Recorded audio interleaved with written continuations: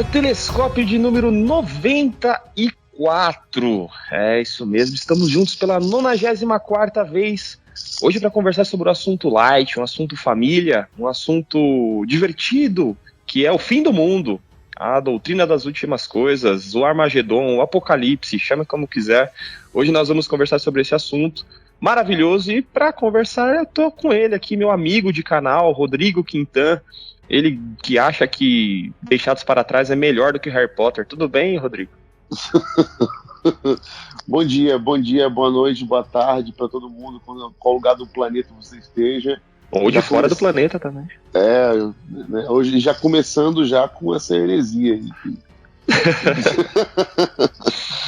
Qual é mais fantasia? Qual que é mais fantasia? Que Nicolas Cage é melhor do que Daniel Radcliffe, né? Não, mas eu tô falando da excelente obra literária. Não tô falando então, mas aí eu puxo da obra cinematográfica também. Não na dúvida, né, cara? Porque de um lado a gente tem a J.K. Rowling, né?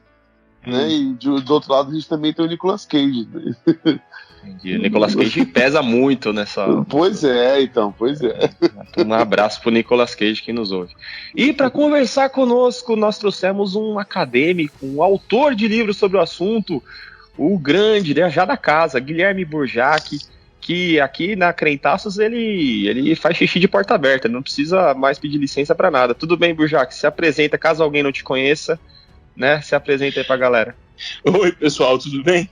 Bom, a minha geladeira tem mais expressões faciais do que o Nicolas Cage. Eu só queria tem mais variações de expressões faciais do que ela. Excelente. Do que ele. Eu me chamo Guilherme Burjac, sou aqui da casa do Crentaços, grato por estar aqui e xixi de porta aberta é legal. Isso é a intimidade. É o símbolo da intimidade. Né? É o cúmulo da intimidade. Nem na casa da minha sogra eu faço assim. Acho que na casa da sogra a gente nunca vai ter intimidade. Isso é verdade. Coitado. Mas falando em sogra, vamos falar sobre o fim do mundo, né?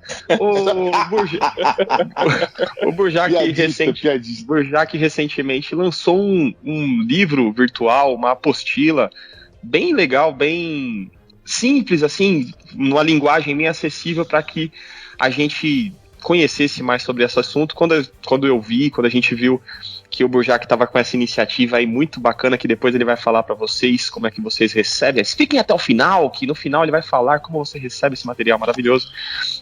Mas aí nós chamamos ele, porque estamos aí no fim, não no fim do mundo, talvez, né? Próximos ao fim do mundo, mas também no final do ano. E aí a gente falou, Burjac, vem aí, tá tudo no fim, e vem aí falar um pouquinho daquilo que nos dá esperança ou nos dá medo, né? Burjac, por que você tomou essa iniciativa? Por que a gente deve estudar o Apocalipse? Quais foram as suas motivações aí para fazer esse material? Seria ouvir a série da Record, né? Não. Eu fiz uma pesquisa em 2016 perguntando, foi até legal porque repercutiu bem assim, o número de formulários respondidos, quase uns 3.000 formulários, e que me ajudou muito a dar uma direção do que falar sobre o assunto, né? Que poderia cooperar melhor, porque eu creio muito naquela história do que você vai falar, você tem que falar a partir daquilo que a pessoa precisa ou deseja ou tem necessidade de ouvir, né? E escatologia, que é o fim do mundo, foi um dos temas muito abordados, assim, mais inclusive do que sobre a homossexualidade e outros temas identitários. O fim do mundo tem um que tá guardado na psique do crente, né? A gente trabalha para o fim. Então, a decisão de escrever um texto desse, primeiro porque esse material também foi parte de um curso que a Missão na Íntegra ofereceu, que é o LTMI, e lá nós escrevemos essa apostila. Primeiro, esse texto foi para o Missão na Íntegra, e depois do Missão na Íntegra, eu redigi mais um pouquinho, eu e a irmã Cida, na verdade, preparei o material juntamente com ela, e ela cedeu os direitos para a LTMI cedeu os direitos para a gente, então a gente está aplicando.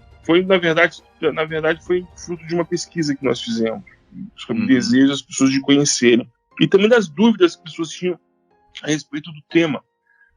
Vivemos num Brasil que é majoritariamente dispensacionalista, né, e pré-tribulacionista. As pessoas precisam saber outras visões. E que são palavras maravilhosas, né? Não sei, se eu tivesse uma banda de metal, eu chamaria ela de pré-dispensacionalista. Ia ser maravilhoso. Mas não sei se é impressão... Ou trombetas da sétima dispensação. Ou o quinto cavaleiro do Apocalipse. Pô, aí maravilhoso. Ótimo. Mas eu não sei se é impressão minha. Quando eu era um jovem adolescente, Apocalipse era o assunto de EBD, era assunto de congresso dos adolescentes, era um frisson com relação ao assunto. Eu não sei se é impressão errada minha, mas eu acho que caiu um pouco em desuso, ou caiu um pouco da moda o Apocalipse, assim, eu não sinto, ou também eu já tô mais velho, né, e eu não faço mais parte da geração que olha para isso com tanta preocupação. Você acha que a igreja se tornou mais negligente com relação a esse assunto, ou não? Então, na verdade, esse tema do Apocalipse, ele está muito relacionado às questões sociopolíticas. Não sei se você se lembra, toda vez o tema volta quando você tem a possibilidade de um Armagedon atômico. Foi assim na Guerra Fria, foi assim com os embates contra o eixo, abre aspas, né, porque a fala não é minha, eixo do mal norte-americano, a expansão evangelística das grandes cruzadas através da cortina de ferro, o mundo livre, né, que é um jeito bonito de se dizer do capitalismo, né, o mundo livre contra o mundo preso pelo diabo nas cadeias do socialismo. Então, os momentos mais do ápice do tema do Apocalipse no século XX tem muito a ver com essa expansão geopolítica, né, sociopolítica no mundo. E quando as coisas estão um pouco sob controle, você já não tem mais regime comunista em lugar nenhum, você não precisa eleger ninguém como o demônio ou o fim do mundo, né? Você só precisa fazer a perguntinha no final. E o PT? Já é o Apocalipse será a culpa do PT? Culpa do PT, o Apocalipse. E tem outros também, né? Hoje a gente está vivendo pelo menos é o que eu consigo avaliar, né? A partir desse olhar goiano de fora, é que você não tem mais o interesse pela pregação do evangelho, porque hoje você quer capitalizar sobre isso, né? Então, você precisa... A sua linguagem hoje é a linguagem para atender o algoritmo. Essa é a verdade. Uhum. Então, por exemplo, quem é produtor de conteúdo, não interessa se você está produzindo conteúdo para a sua igreja, ou se você está produzindo conteúdo para a sua comunidade, ou uma comunidade mais expandida na internet, você acaba sendo escravo do algoritmo. Então, se o assunto não está nos trend topics, ou não está bem ranqueado no Google, é um assunto que você não vai tratar. Então, para quem produz conteúdo, e o pastor acabou se tornando um produtor de conteúdo, eu preciso dizer, por exemplo, que eu sou o centro do coração de Jesus. E eu preciso ir nessa direção. Eu preciso ir na direção dizendo, por exemplo, que se Adão não pecasse, Jesus pecaria no meu lugar.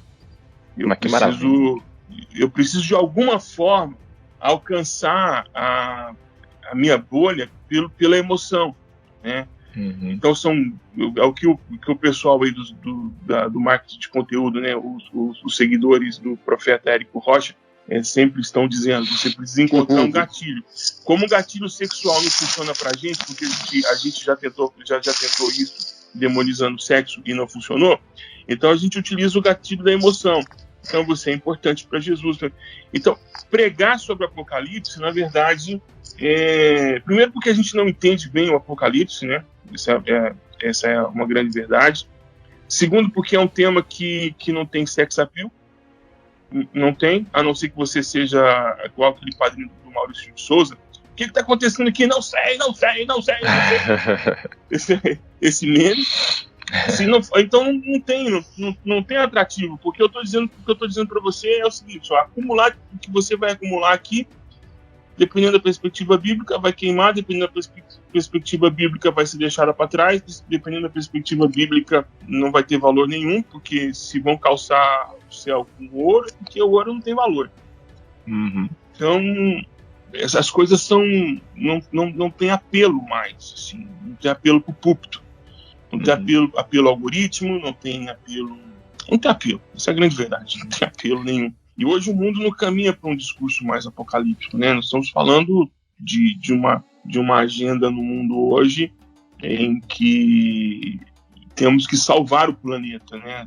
Tanto a agenda ambientalista como a agenda da extrema-direita é salvar o planeta. Uma quer salvar os planetas da extrema-direita e a outra quer salvar o planeta de todo o restante do mundo, né? E você, Rodrigo, na sua igreja, você prega sobre o apocalipse? A gente prega, cara, óbvio, né? Mas é difícil mesmo, como o Burjac bem falou, o apocalipse não tem mais esse apelo, né, de antes.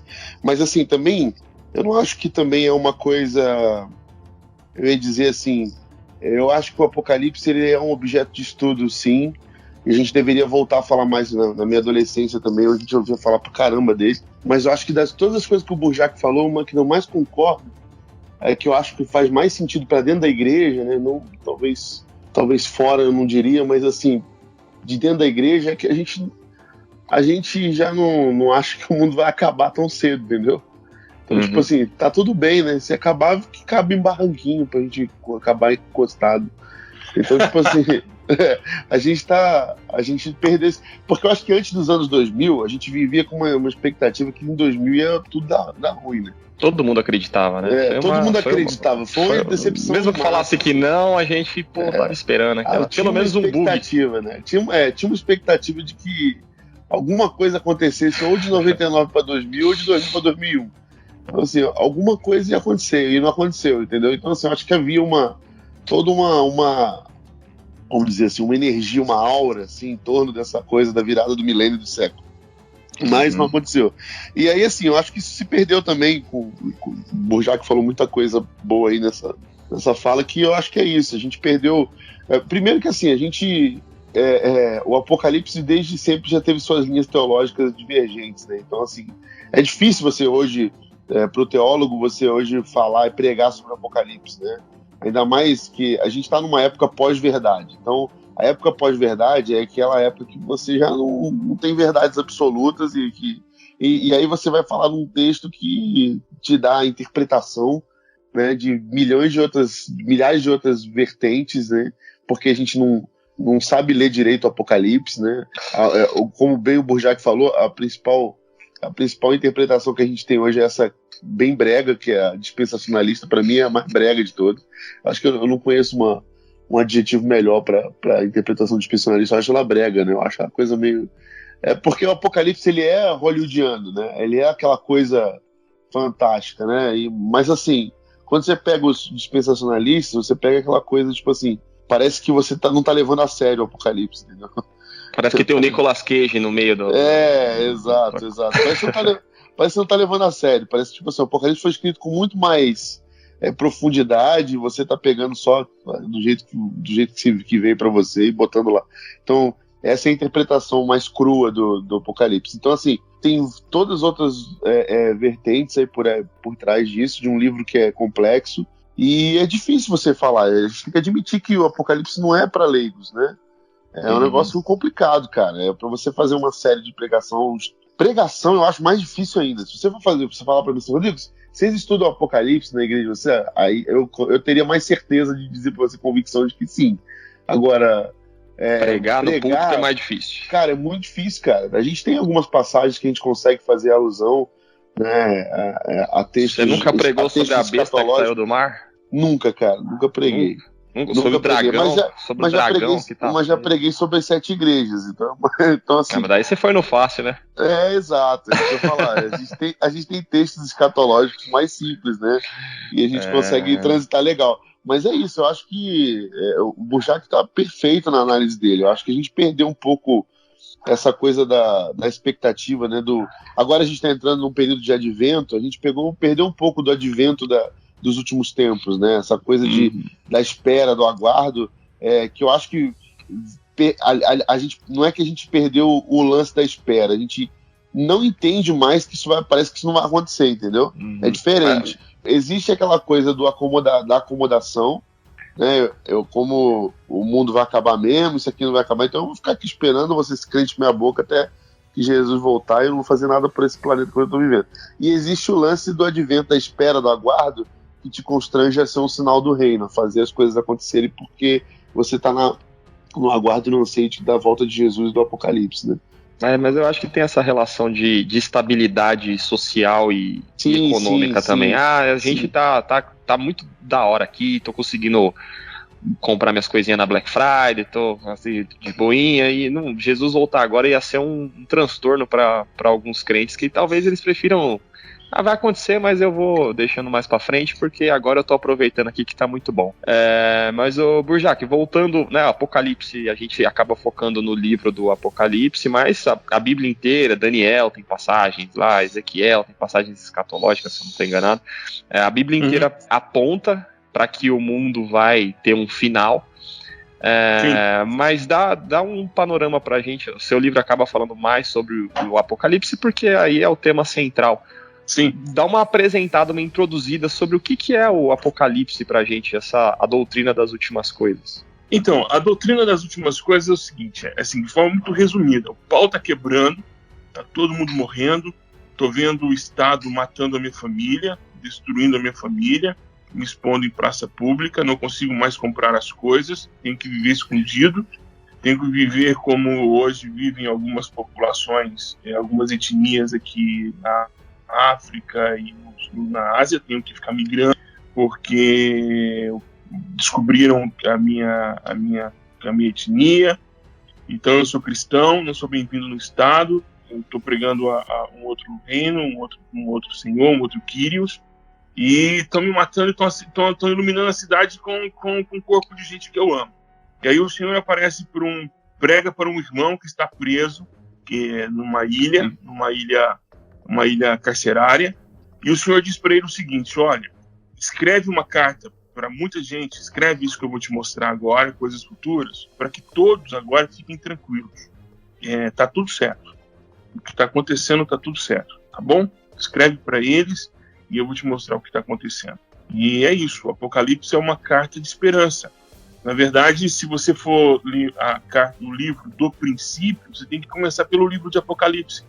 Se você vai começar a ler o texto bíblico para entender o que Deus deseja dos seus filhos, não tem que começar em Gênesis, tem que começar em Apocalipse, porque o Apocalipse é o livro do começo. Novos céus e nova terra. Então, é lá que as coisas vão começar. Nós estamos no prelúdio daquilo que a gente vai viver. Então, o livro de Apocalipse é um livro de esperança. É para encher o nosso coração de esperança. É uma luta interna, pessoal, que nós vamos ter que passar para poder perseverar na fé, mas também é uma luta também infligida contra nós por vários agentes, agentes do Estado, agentes da economia, agentes da política. Nós vamos sofrer isso, mas no final somos mais do que vencedores. E no final a coroa será dada a quem resistir. E o fim está próximo. Então é uma carta de esperança de Deus para os seus filhos. É como se Jesus estivesse regendo um coral e esse coral estivesse cantando: desapega, desapega, desapega. Isso é um jeito. Esse é o livro de Apocalipse. É um jeito maravilhoso de encarar. Eu nunca tinha pensado nisso. Tipo, nossa história vai começar na eternidade a partir do Apocalipse, né? Na verdade, eu nunca tinha parado para pensar nisso, que a história depois dos eventos do Apocalipse é muito maior do que a história de antes, né? Então. Da humanidade. Isso é. E a história depois do Apocalipse ainda não está contada. Ainda não foi revelada. Porque o livro termina dizendo como aquela cena de filme, sendo assim, levando em consideração nossos irmãos dispensacionalistas. Essa é uma cena de filme em que você tem um quadro fechado nessa marginal, né? Tipo a Marginal Pinheiros, só com o Rio da Vida, e do lado árvores e piso, assim, como uma estrada. E aí vai subindo a imagem e a gente tem uma imagem mais panorâmica, que não é uma árvore só, são várias árvores da vida, e aí nós temos várias etnias indo nessa árvore, tomando dessa árvore para serem curadas. Não sabemos mais, não tem outra informação. O filme termina com esse final aberto, bem tipo 2001, Odisseia no Espaço. Então, a gente não é um final aberto, a gente não sabe o que vai acontecer depois. Tem então, cenas pós-créditos que só dão... não, eles ficam esperando, né? Mas o legal é que eu fui dar uma aula uma vez no colégio. Aqui na Espanha tem aula de religião, né? Então, e é bem legal porque se você é muçulmano, você tem aula para religião muçulmana. Se você é ateu, você tem aula. E tem um grupo de evangélicos aqui, uma classe de evangélicos que tem uns 9 meninos. E fui dar essa aula para lá sobre isso, né? Sobre visões apocalípticas. E aí o dispensacionalismo é fantástico, cara, porque, assim, é realidade fantástica mesmo, é um roteiro do universo Marvel. Muita luz, muito fogo, laser, avião caindo, carros vazios, sim, a minha geladeira fazendo, assim, par romântico com o Nicolas Cage. E aí... Cara, é fantástico, porque é fantástico mesmo, assim, no imaginário popular é muito legal o quadro pintado pelo dispensacionalismo. E aí eu fui explicar o amilenismo. Aí o amilenismo expliquei, Jesus volta e termina tudo, fim. É tipo, sei lá, um filme iraniano que tem um close numa árvore em 15 minutos. É isso aí. Entende? Ou um filme de Christopher Nolan que tem 17 minutos de vácuo no espaço. Então... assim, não é fantástico. Porque não é fantástico.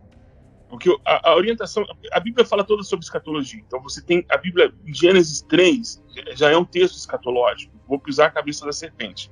É um texto escatológico. E a construção do povo de Israel é uma construção escatológica, porque você vai construindo primeiro o útero para o Messias, o Israel como útero para o Messias vem, o Messias é rejeitado pelo seu próprio povo. Então, ele abre essa possibilidade para toda a humanidade. Toda a humanidade, então, recebe a notícia desse novo reino. Esse novo reino, então, é combinado com a volta do Messias que resgata a sua igreja, julga este mundo. Enfim. Então, a história de redenção termina no livro do Apocalipse. Enfim.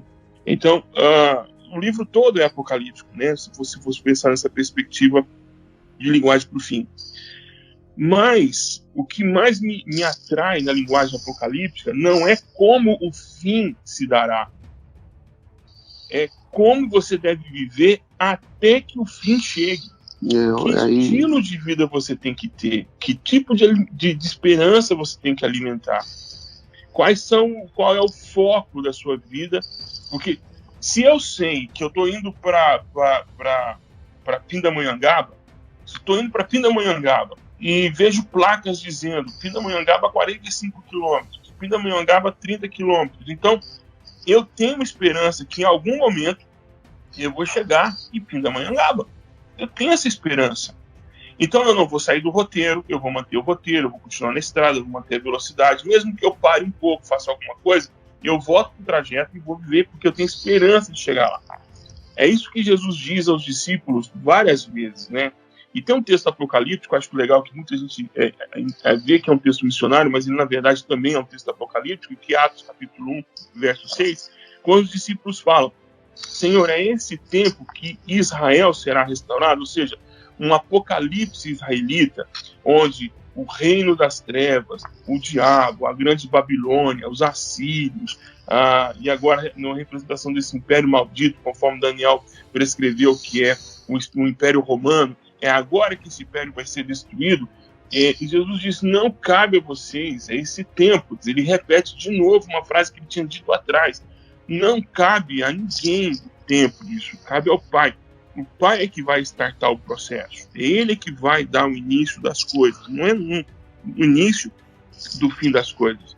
Então o Apocalipse, na verdade, fala muito de como devemos viver. Então Jesus diz: olha, para vocês, o que vocês têm que entender é o seguinte: fiquem aguardando o poder que virá pela presença do Espírito na vida de vocês, para vocês serem minhas testemunhas. É isso que o Apocalipse diz. O que Jesus diz lá no texto de Mateus é: mantenha os olhos abertos. Mantenha os olhos abertos abertos e mantenham-se em oração constante. É isso, é disso que estamos falando, sabe?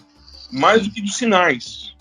Mais do que dos que acaba sendo o foco, muitas vezes, da atenção, acaba sendo essa, tentar adivinhar, pegar dicas do que está acontecendo, e sempre que acontece uma desgraça muito grande, fala, tá vendo, isso aí tá no Apocalipse. As pessoas focam muito nos easter eggs de Apocalipse, mas esquecem da história. Exato. Né? E aí parece que rola aquele medo também, né, de ser pego, né, tipo... Com a boca na botija. Exato, isso foi alimentado justamente por essa teologia que a gente tem, que vem de fora, que fala sobre a volta de Jesus, que é uma coisa surpresa. O povo parece que quer descobrir de algum jeito uma pista da volta de Jesus para estar preparado. Ou seja, não vive o advento da espera, né? Que é essa coisa de como eu estou vivendo no aguardo constante da volta de Jesus ou do Apocalipse que virá, entendeu? Então, como é a minha vida? Isso que você falou aí, Burjac, que é o que a gente chama do advento da volta, né? Que é a coisa de como a minha vida reflete um aguardo de um dia glorioso, né? É uma esperança, né? Não é um aguardo temeroso. O Apocalipse não é o dia do fim, é o dia do começo, né? É o dia da grande glória, é o dia da vitória, é o dia glorioso, né? É como no mundo de Alice lá, né? A gente lê lá o The Glorious Day, né? O dia que os caras aguardam que tudo será restaurado, será transformado. Mas você falou, Burjac, várias palavras aí que talvez façam parte do vocabulário de quem tem mais conhecimento com relação ao assunto, mas que para o público geral como eu, não faz tanto sentido. Dispensacionalismo, amilenismo. Quais são as principais correntes aí de estudo ou formas de estudar? Porque isso aí são lentes de interpretação do texto, né? Sim. Quais que são as principais aí correntes de estudo do Apocalipse? Existem muitas correntes, né? Tem as futurísticas, tem as imaginárias e existem outras. Mas, assim, aqui você vai encontrar, por exemplo, aí na esquina da sua casa, querido ouvinte, é a dispensacionalista pré-tribulacionista, porque muito provavelmente na esquina da sua casa tem uma igreja pentecostal, neopentecostal ou uma igreja independente de origem pentecostal. Exato. Então, muito provavelmente você vai encontrar essa. Essa é a maior. Essa é a que passou na Record. Isso. A mais glamurosa é a milenista, que está entre os presbiterianos e alguns batistas, né? Que é o pessoal da elite. Tipo assim, a pré-milenista, dispensacionalista, eu não sabia que é o dogão. Entendeu? É o dogão. E o amilenismo é o tipo parisense. Nossa! Entendeu? Aí é presbiteriano de Pinheiros. Exatamente. É a nata da nata. E falando bom goianês, né? Se tiver alguém de Goiânia escutando, vai entender. Né, o pré-milenismo é do pit dog, é o dogão. É a carrocinha, é o carrinho, é o trailer na rua. É o trailer, não é o food truck, tá? Que isso aí já pré-milenismo pré-tribulacionista, entendeu? Tá entre Paris 6 e o dogão. Entende? Tá entre os dois. E tem o pós-milenismo que é tipo... não existe. Nem sei se tem dois... O pós-milenismo e a torcida da Portuguesa, se encontrarem, enchem uma Kombi. É tipo bruxa, né? Não existe, mas nunca vi, mas que existe. Assim, desculpa, mas igual cocô de índio. A gente sabe que existe, mas ninguém sabe onde sabe onde está. Mas existe. Um abraço à população indígena aqui do mundo. Um abraço. É pós-milenista. É igual o filhote de pombo, né? Verdade, sim. E o pós-milenismo, sim, está ganhando uma força entre os neocalvinistas. Tem uma editora, que é a Monergismo, que publica muito material pós-milenista, mas pós-milenismo parece aquela... Sabe, pós-milenismo parece aquela professora de quinto ano tentando calar a classe para dar aula. Primeiro vamos pôr tudo em ordem para depois o Redentor vir. É uma coisa que você não vai conseguir. Você já deu aula para quinto ano alguma vez na sua vida? O professor querido que está ouvindo... Você torce para ser pré-milenista, né? Esse é o Se você deu aula pra quinto ano, você torce pra ser pré-milenismo. Pré-milenismo tá correto. O cara chegar pra botar ordem, porque eu não aguento mais botar Logo, ordem. me leva É daqui verdade, logo. porque se você deu aula pro quinto ano e é pré-milenista, você dá aula durante o caos. Exatamente. Então, o pós-milenismo é isso, assim. Então, são essas grandes correntes que a gente tem no Brasil. Mas aí esse pós-pré, aqui dentro do Apocalipse, tem um milênio, né? Tem a tribulação e o milênio, e aí as correntes interpretativas é se a igreja sobe antes, sobe no meio, sobe depois. Isso é dentro do pré-milenismo. Isso o Paulo quebra dentro desse campeonato interno aí do pré-milenismo. Entendi. Aí durante o depois. O amilenismo não acredita que o milênio é literal, é isso? É isso. Que nada é literal. Anos. Nada é literal. E o pós-milenismo acredita que Jesus volta depois dos 1000 anos que a igreja já está reinando. Isso. E ela está pondo em paz. Que deu ruim tudo. Que incrível, porque foi o pós-milenismo que deu grande arranque missionário no mundo a partir dos americanos. Porque ele era o contagem regressiva para a volta de Jesus, né? Sim, porque se eu prego o evangelho para todas as pessoas, pronto, aí Jesus volta. O pré-milenismo andaram de mãos dadas por um tempo. Qual era? Eu vou saindo fazendo grandes caravanas, pregando Jesus no atacado. Exato. E as pessoas vão dizendo sim, e à medida que disseram sim, e aí Jesus volta. Tô na estrada para a volta de Jesus. Então Jesus volta. Então isso teve assim um quê de esperança no meio do século XX, quando a Europa estava toda destruída e a cortina de ferro estava se levantando. Então você tinha muito espaço para a pregação do evangelho. Mas uma coisa que atrapalha muito, assim, essa perspectiva apocalíptica também, são os períodos de escassez de crise. É interessante, olha só como é que é interessante isso. Se você vai para um contexto de pobreza, a palavra esperança tem um peso e tem uma cor. Você vai para um contexto de estabilidade econômica e de acesso a equipamentos públicos, o contexto de esperança tem outra cor e tem outro tom. Olha como são as coisas. Só que o texto apocalíptico, ele não depende de tons e nem cores, ele não depende de cultura e nem de ambiente, porque é revelação dada pelo próprio Cristo. Então a leitura que eu tenho que fazer de Apocalipse não é a leitura a partir do que eu estou vendo do contexto econômico ou social. Eu tenho que ouvir a partir do próprio Cristo. Até porque, se você parar para pensar, né, Burjac, a gente já teve vários apocalipses, né? Pensa, se você for analisar friamente isso, de acordo com o contexto, na história da humanidade, dependendo de onde você estava posicionado na história da humanidade, você viveu o apocalipse literal, por exemplo. Você vê, a Alemanha, por exemplo.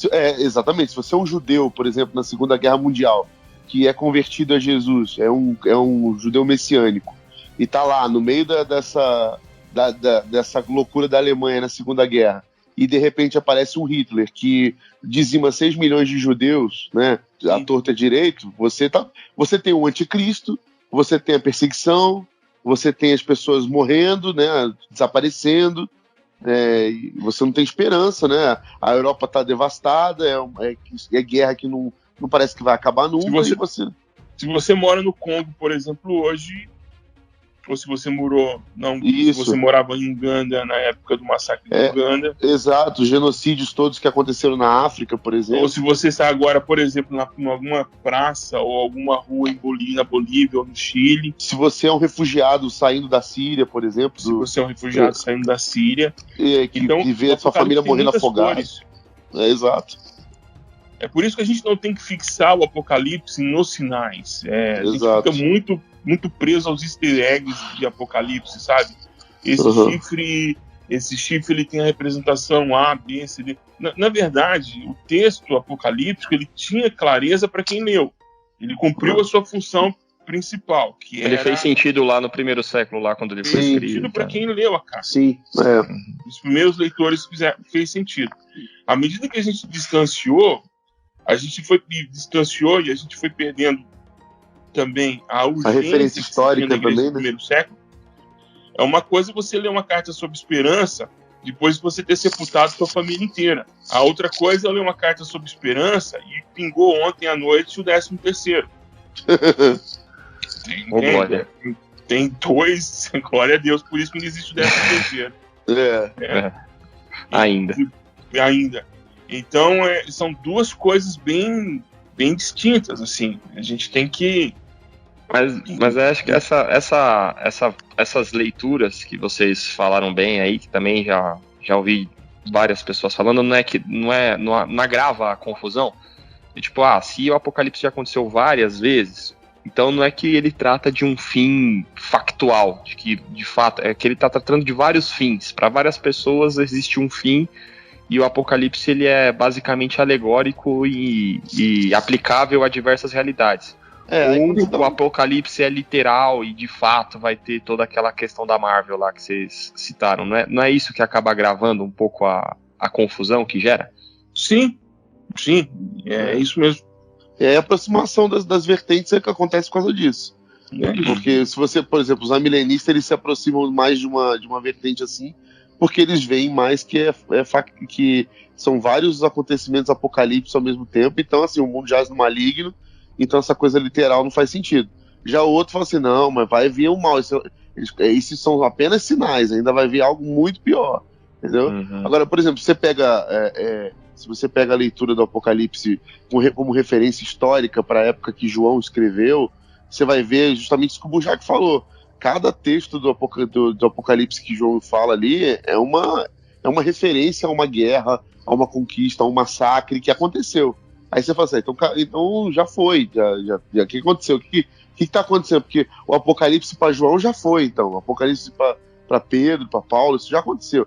Tanto é que as falas de Paulo, por exemplo, são falas de que o Apocalipse vai acontecer amanhã. Ele não fala que o Apocalipse vai acontecer daqui a 1000 anos, 2000 anos. Ele está fazendo referência ao Apocalipse que vai acontecer semana que vem. Por quê? Porque já está tenso a situação. O negócio está acontecendo ali, eles não estão sob uma pressão. Paulo chega a dizer, mano, não casa, porque não vai pra casar pra quê? Vai morrer amanhã, entendeu? Então Jesus tá voltando, a gente precisa trabalhar. Então, assim, a não ser que você não aguente mesmo esperar, você casa, porque, na verdade, Jesus tá voltando, e você vai ter que perder tempo com isso aí, é melhor a gente partir pro campo de batalha mesmo, porque o bicho tá pegando, a gente tem que anunciar o evangelho, a gente tem que viver o evangelho. Então, existe essa coisa do olhar histórico, existe essa coisa do... Então, assim, eu acho preciso e precioso a fala do Bujac, quando você fala, não foque nos sinais, né?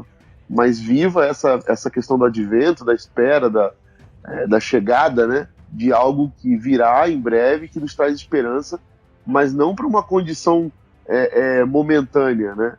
A fala do Apocalipse, ela é para o eterno, não é para o agora. Né? Isso me perturba um pouco, porque as pessoas querem muito a volta de Jesus. Cara, se eu pergunto para 10 entre 10, não, quero que Jesus volte. Exato, Maranata. Aí a segunda pergunta que eu faço para ele é o seguinte: como é que tá a sua vida de oração? Buja, tá bem fluente, viu? Cara, você quer que Jesus volta, mas ele tá aí o dia inteiro na sua casa, com você, dentro de você, você não mantém a relação. Que volta é essa que você quer? Para desprezar ele na cara mesmo, sim? Isso. Sim. Porque Jesus já voltou para a igreja, que ele está na igreja. A questão é como nós vamos viver. Paulo tem um. Agora os testemunhos de Jeová aplaudiram de pé agora. E eu vou dizer mais. Assim, na perspectiva escatológica, tem muita coisa ali que eles mais acertam do que erram. O problema deles é com Jesus Cristo. É que eles torcem tanto para o fim, que eles esqueceram de viver Jesus Cristo aqui.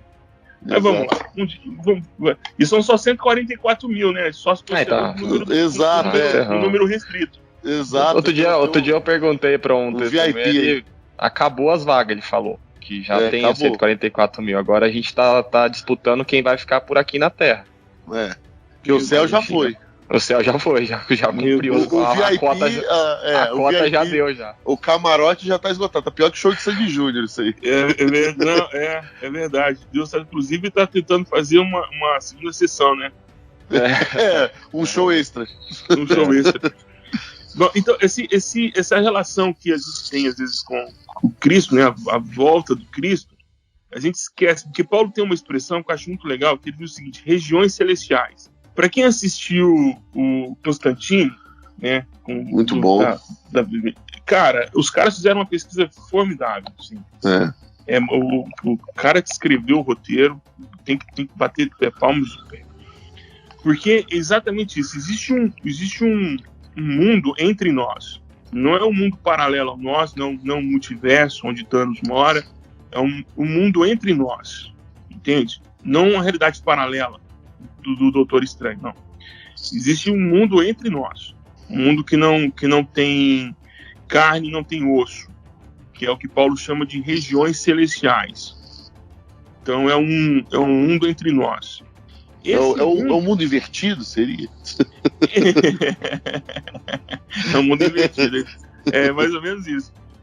E é um lugar onde as realidades elas estão juntas, elas estão mescladas. É por isso que Efésios 6, você tem lá, não lutamos nem contra carne nem contra osso, nós lutamos contra principados e potestades que operam nessa realidade que a gente está aqui. Então, demônios, anjos, transitam nesse mundo aí que a gente não tem acesso. A maioria não tem acesso, e muitos irmãos têm.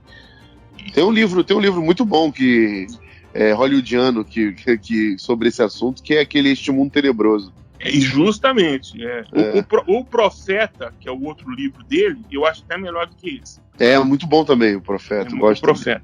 Então, na verdade é isso. Assim, você tem um mundo. O que vai acontecer no Apocalipse é que este mundo, essa região celestial, vai acabar. A cortina que separa vai acabar. Nós vamos ver toda a realidade. Assim como a realidade é a realidade de Deus. Depois que isso acabar, toda a maldade vai ser banida desse ambiente. Então, até isso acabar, nós vamos viver nessa transição de mundos. Então, a nossa luta aqui é para ficar de pé até que isso chegue ao fim. E uma coisa que é interessante é que às vezes a gente desassocia o livro de Apocalipse do restante da Bíblia. Parece que é como se fosse um apêndice, né? Um apêndice, né? Um anexo de TCC que ninguém lê. Exato. Mas eu li a Bíblia, mas se ele é Apocalipse, não, ainda não. Isso é Apocalipse é Bíblia. Eu tenho medo. Mas olha só, Apocalipse capítulo 5 acontece simultaneamente com Mateus capítulo 27, verso 45. Acontece simultaneamente com o texto de Efésios, que é a leitura que Paulo faz em Efésios capítulo 1, verso 18, e simultaneamente o que acontece com o que Pedro fala lá quando Jesus vai ao inferno. Então, o que Jesus fez com João foi o seguinte: eu vou te tirar dessa linha temporal, ok? Dessa sequência, porque a história está presa, a história é uma criação. Então a história está presa dentro do tempo e dentro do espaço. Jesus falou assim: eu vou te sacar disso e vou te mostrar coisas futuras. E coisas do passado também. Porque não tem mais tempo. Sacou ele da linha temporal. João agora está dentro de um vortex. A gente pode dizer assim: João está dentro de um vortex. E aí quando você lê Mateus capítulo 27, lá no verso 45, salvo engano, em que é a crucificação de Jesus, é isso? Estou com a Bíblia aberta aqui, sou pastor. É isso. Aí Jesus diz em alta voz: Eli, Eli, lama sabachthani, que quer dizer: meu Deus, que me abandonaste. E alguns que estavam ali presentes chamavam o profeta de Elias. Aí, então Jesus clamou em alta voz no verso 50. Ele diz assim: entregou então o seu espírito. Então naquele momento houve trevas. O que ocorre agora? Jesus vai ao inferno. Aí heresia, né? Dependendo da audiência do podcast, eu vou me tornar um novo Victor alguma coisa, ou o pastor David. Não, se chama David Davi, não, me chamo David. Isso é uma benção. Que é mais complicado ainda. Glória a Deus, oro pela vida dele. Amém. Que Deus abençoe. Como eu orei muito pela vida do Lucinho, como eu oro pela vida de outros pastores que têm uma... É complicado. Eu ia falar penetração na juventude, mas não é uma palavra muito bonita de se dizer. Não. Ainda mais para a juventude, não é muito legal. ele tem ouvidos. Ele diz aqui, que ele desce, né? Que ele desce então ao inferno. É 2:13 ou 1:13, alguma coisa assim. Cara, esses dias eu tava procurando essa passagem e ela sumiu da minha Bíblia. Porque assim, é uma passagem tão complicada que é quando Jesus vai até o Hades, né, cara? Que você fala assim, porque eu tava até falando sobre ela, porque eu tava querendo dizer assim, cara, quando eu chegar lá na presença de Cristo, puder fazer aquelas perguntas que a gente tem pra fazer, essa é uma delas. Essa é uma delas. É tipo, por que você foi fazer lá de fato? Porque a gente fica especulando um monte de coisa aqui, mas o que o senhor foi fazer lá? O que quer dizer que, assim, sem respeitar a vossa excelência, vossa magnitude, né? O que o senhor foi fazer lá no Hades, tá? E segunda pergunta, por que raio aconteceu o clipe do Thriller aqui na Terra, quando você morreu? Por que saiu um monte de morto-vivo da tumba? Por que isso aconteceu? Me fala, Jesus, por favor. Porque são coisas assim teológicas, aquelas coisas que a gente passa batido, sabe? Quando o adolescente levanta a mão e pergunta pra ele, mas o que Jesus foi fazer no Hades? Aí você fala, sei lá, pergunta pra ele. Não, porque na verdade o que ocorre? Que quando porque a cena do Apocalipse 5 é João desesperado porque não tem ninguém para abrir o livro da história. Exato. Não é o livro de histórias, irmãos. Não é o livro de história, não. É o livro da história. O rolo da história está cerrado, está fechado. Ninguém pode mais conduzir a história. É o caos.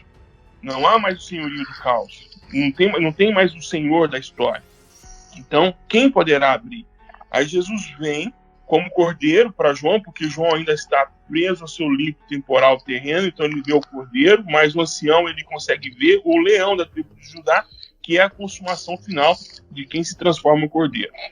E aí ele abre o livro. Só que o que acontece? Isso é entre a morte e a vitória sobre a morte. Por isso ele veio e ele se tornou apto para isso, porque o pecado a libertação do pecado foi consumada. Essas coisas do livro de Apocalipse é que a gente tem que começar a abrir os olhos e ver que existe uma conexão com todo o restante da Bíblia. As figuras que estão no texto bíblico, as cenas que estão descritas no texto bíblico, no livro de Apocalipse, nos remetem a toda a esperança pregada no livro dos Evangelhos, em todo o texto bíblico. Não está desassociado. Então, entender Apocalipse, na verdade, tem uma grande função. É assim, que estilo de vida que eu tenho que ter até que Jesus chegue. Em Lucas capítulo 12, lá no verso não sei o quê, deixa eu ver aqui, Lucas 12, verso 57, diz o seguinte, que Jesus conta uma parábola que eu acho legal. Quando você e seu adversário estiverem a caminho do tribunal, procurem acertar as diferenças antes de chegar lá. Essa é a dica. Cara, você vai encontrar o tribunal do Cristo, ok? Sim, vou. Você tem certeza disso? Tem. Então, antes de chegar no tribunal de Cristo, cara, por que você não resolve sua situação com ele? Por que você não resolve sua situação? Por que você não vive de forma decente? Por que você não vive de uma forma que vai cumprir a missão? Por que você não vive do jeito que Jesus quer que você viva? Por que você não conserta a sua vida antes de você chegar lá no fim? É para isso que serve o livro de Apocalipse, para a igreja do século XXI. Porque para a igreja do século I, a mensagem mais forte do Apocalipse é: irmãos, fiquem tranquilos. Vai chegar o Apocalipse pessoal, individual, porque vocês vão morrer, mas vai chegar o Apocalipse final para toda a humanidade. E o juízo de Deus virá sobre todos. E será assim, assim, assim e assim. E glória a Deus. E por isso nós chegamos até onde nós chegamos, porque senão muita gente tinha desistido. E isso é uma outra questão mais braba ainda, né? Que é a questão temporal, porque como você explica, né, o povo que morreu já antes e o que eles estão fazendo esse tempo todo, né? E aí essa questão do que não sai da nossa mente, que é a questão de ter sido criado dentro do Cronos, né? Sim. De ter esse pensamento sempre cronológico. A gente não consegue ter uma concepção de existência onde não haja ação, né? Ou seja, onde não haja um tempo a ser vivido. Então, assim, como que eu posso me imaginar o pós-morte me desconectando de uma linha temporal, de um Cronos, né? Para que eu esteja nessa dimensão onde não há tempo. Porque é isso que faz a gente compreender, quer dizer, compreender não, né? Mas tentar entender o porquê do Apocalipse ser posicionado num tempo cronológico na nossa história, mas já está acontecendo e já aconteceu desde a fundação dos tempos, né? Isso aqui é muito louco. É muito, muito, muito louco. Maravilha. Esse foi o telescópio mais teológico de todos, eu acho, hein? Momento BTcast. Momento BTcast, mas muito legal. Bibotalk ficaria orgulhoso. Burjac, cara, estamos caminhando para o final. Agradecer aí a sua disposição em participar e abençoar a nossa vida e a vida da galera que vai ouvir esse programa. Dá os seus contatos, fala do livro, se alguém tiver interesse aí de receber o seu livro, dá aí faz seu jabá. Ok. Então, eu tenho uma lista de distribuição no WhatsApp. Eu queria muito no Telegram, mas o Telegram não tem que explicar muito para usar, então eu prefiro o WhatsApp. E uma lista, e se eu puder mandar o link para você colocar depois na descrição pessoal, vamos colocar. Recebem estudos bíblicos e o e-book. A gente ora também, não é uma lista de WhatsApp que você fica no vácuo. Então, tem conselho, tem oração, é um gabinete pastoral aí no seu telefone. E eu também tenho um curso sobre escatologia, mas deixa eu explicar qual que é a finalidade desse curso. Esse curso, na verdade, é tipo uma pamonhada missionária. Porque o legal seria assim, você ofertar sem precisar levar nada em troca, sabe? Mas tá muito complicado isso. Então o que a gente faz? A gente faz aquela pamonhada, uma pamonhada virtual. Então, você compra o curso, se vocês deixarem, eu coloco ali o link. Claro, com certeza. E esse recurso do curso, ele é dividido da seguinte forma: 20% ficam aqui comigo, eu sou um missionário, também recebe esse valor, e 80% desse valor ele é revertido para missionários e projetos missionários. Então, é uma forma de você nos ajudar a ajudar também mais gente, em Guiné-Bissau, no Brasil, aqui na Espanha, em outros lugares. É um curso perpétuo, você pode pegar esse curso e pode passar, assistir o curso, depois você pode passar para o seu primo, você pode passar a senha para os irmãos da igreja, faz o que você quiser depois. Dando aquela oferta inicial, depois você faz o que você quer. O curso é seu, não vou te proibir de fazer isso não. Mas é uma forma de você me ajudar. Então é a lista de distribuição e o curso sobre Apocalipse. São 9 aulas rápidas, te passo uma perspectiva clara, você sai do curso amando o livro de Apocalipse, amando os irmãos da dispensação, amando os irmãos do amilenismo, e sai assim, decidido a tomar uma decisão qual caminho você vai tomar, mas não vai fazer um nó cego, você vai colocar um laço. Vou me abraçar com essa perspectiva teológica aqui, mas eu vou só colocar um lacinho, porque à medida que a história vai se revelando, algumas perspectivas elas vão caducando. As pessoas às vezes não sabem, mas teologia caduca. Ela está presa ao seu tempo, ao seu escopo temporal. Apesar que tem muita gente que ainda está abraçada na teologia do século XVI, mas a teologia do século XXI está aí, irmão. Está aí do lado, pedindo para poder entrar na sua vida. E isso justamente que justifica a gente falar que a Bíblia é um texto vivo, né? É um texto vivo, dinâmico. Exato, exatamente. A teologia não, mas a Bíblia é. Os irmãos do primeiro século não teriam problema em poder caracterizar que tipo de gênero que a gente poderia conjugar. A Pablo Vittar, por exemplo, ou a Laerte, ficou muito confuso para mim esse tempo, e a teologia me ajuda. Como é que eu vou lidar, por exemplo, com um clone do meu irmão que está frequentando agora a igreja? Exato. Entende? Eu não sei.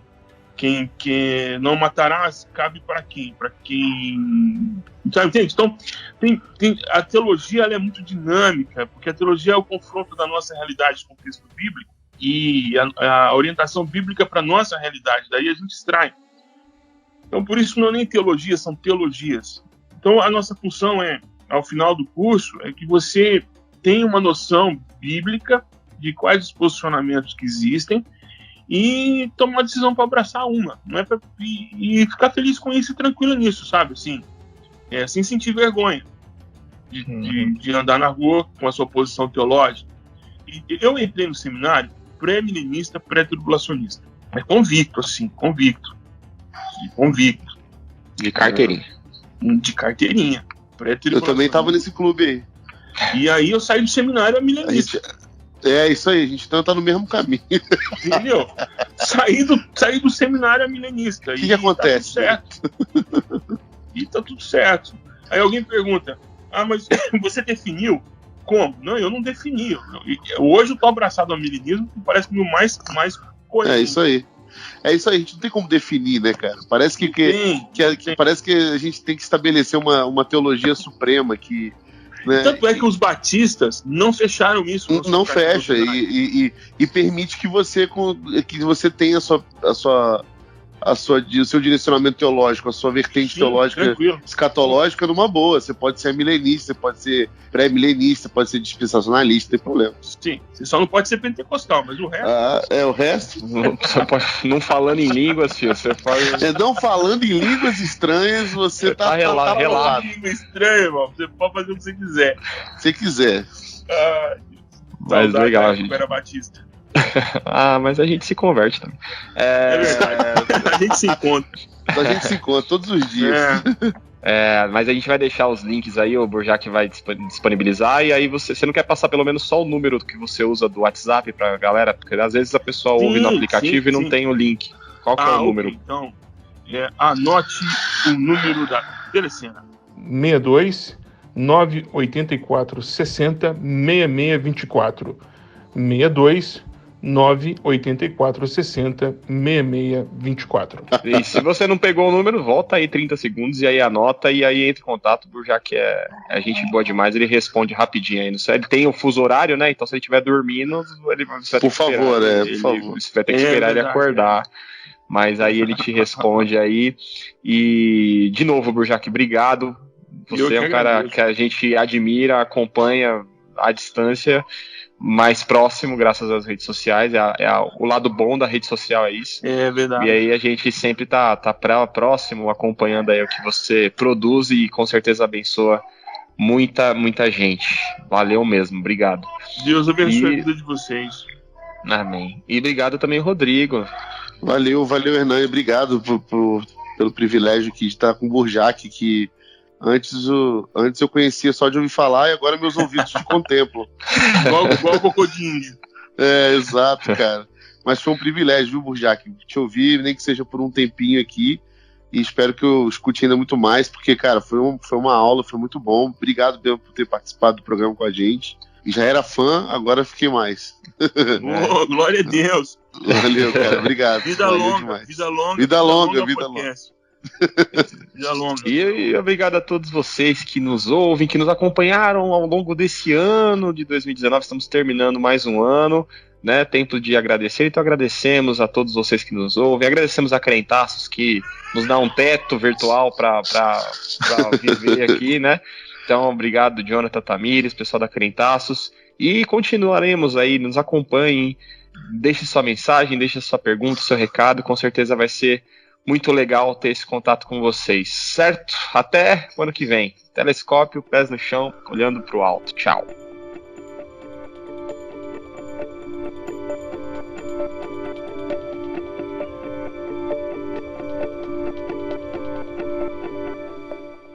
Mamãe! É Deus, mamãe!